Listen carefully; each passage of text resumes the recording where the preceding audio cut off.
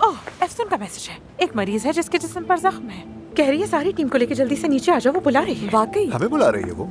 चलो चले।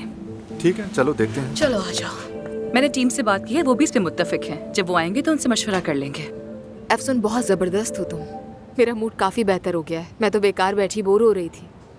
सेवता, एक बात तो आपसे पूछी ही नहीं कि यहाँ हॉस्पिटल में आप आई क्यों थी? कोई काम था क्या?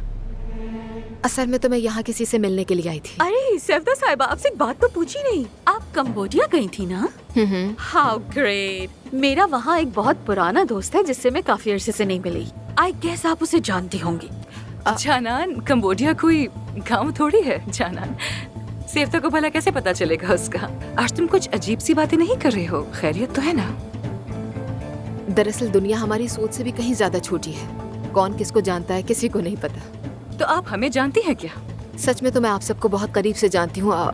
यू नो व्हाट, मेरे दोस्त का नाम है क्लार्क। बहुत करीबी दोस्त है मेरा। हम दोनों एक ही फील्ड से थे, इसीलिए दोस्ती हो गई। नर्स है वो, और यू नो बहुत मशहूर भी है। नहीं, क्लार्क नाम के किसी शख्स को नहीं अरे जानती। अफसोस।